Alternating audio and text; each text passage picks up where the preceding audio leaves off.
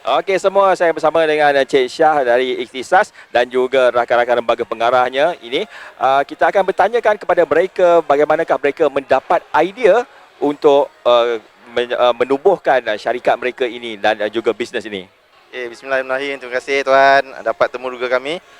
Untuk makluman Tuan, pada permulaannya pada 2013, perkara ini adalah idea sahaja. Idea itu maksudnya kita ingin menyatukan sebuah organisasi menjadi sebuah konsortium di kalangan semua leader-leader di dalam industri supaya kita boleh memberi satu orang kata bentuk penghasilan yang lebih baik.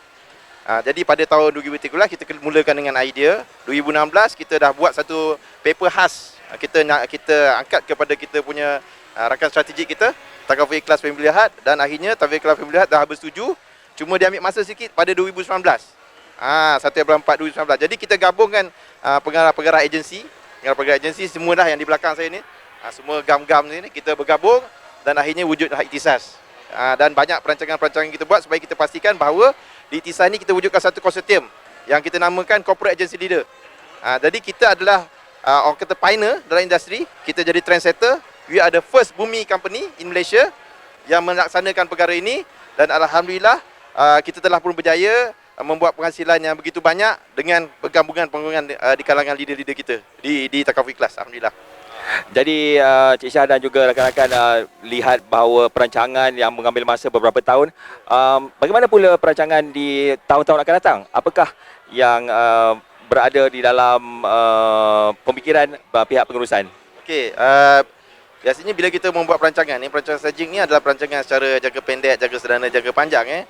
Jadi kalau kita lihat dari segi perancangan jangka panjangnya, kita punya objektif tu kita nak melahirkan usahawan yang ada jati diri yang unggul. Itu yang paling penting lah. Jadi kita harap kita boleh menjadi orang kata top syarikat, menjadi trendsetter dalam industri dan akhirnya memimpin syarikat lah. Jadi pada permulaan awalnya kita penubuhan kita ni, berbagai program yang kita buat lah. Pada tahun 2019 contohnya, kita ada pelbagai program, contohnya seperti kita membuat perancangan agar merekrut lebih ramai rakan niaga join dengan kita, dan pada masa yang sama membuat produktiviti dan juga membuat jualan berkaitan dengan pengurusan risiko, itu takaful lah. Jadi pada tahun pertama tu kita lebih kurang ada 230 orang menggunakan sistem sedia ada ni bersama dengan konsortium dengan rakan-rakan saya. Dan kemudiannya pada tahun kedua kita mantapkan lagi pengurusan kita dan kita mantapkan organisasi kita rekrut lebih ramai orang, dan alhamdulillah pada tahun kedua penubuhan kita terus daripada 3.2 juta pada tahun pertama, dan kita terus membuat penghasilan sebanyak 13 juta pada tahun ketiga, dan alhamdulillah tahun ini kita tutup dengan 8 juta tahun ketiga penubuhan kita, dan 1.4 nanti kita akan masuk pada tahun keempat lah. Jadi pelbagai program dan aktiviti yang kita akan buat kepada semua usahawan yang kita telah rekrut.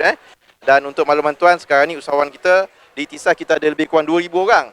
2,000 orang yang aktif 600 orang.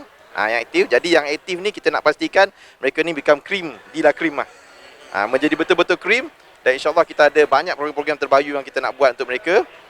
Antaranya program-program yang kita telah rancang, terutamanya program-program pembangunan lah. Contohnya macam kita ada program pre sebelum kemasukan, kita ajar kita macam mana nak buat perancangan strategi berkaitan dengan perniagaan. Kita juga latih mereka macam mana nak membuat jualan dengan cara yang betul. Kita latih melalui career induction program, perancangan perniagaan, dream chaser contohnya. Dan seterusnya kita latih secara khusus lah. Kita akan latih secara khusus individu-individu tertentu untuk supaya mereka ini menjadi orang kata individu yang boleh menyumbang balik. Menyumbang balik itu bukan kepada diri mereka, menyumbang balik kepada negara, kepada masyarakat, mewujudkan peluang-peluang pekerjaan yang baru. That's why the feature tu kita ada banyak plan untuk rakan-rakan niaga kita supaya mereka ni juga menjadi syarikat yang besar seperti Ikhtisas. Bukan sekadar Ikhtisas, tapi mereka bergabung dengan Ikhtisas menjadi sebuah konglomerat yang besar di peringkat Malaysia, ASEAN dan juga di peringkat antarabangsa. Wah, itu dia besar perancangan itu masa harapan. Okey. Terima kasih kepada semua. Tahniah sekali lagi kepada pasukan Ikhtisas. Nanti kita jumpa di dalam Dewan. Tahniah. InsyaAllah.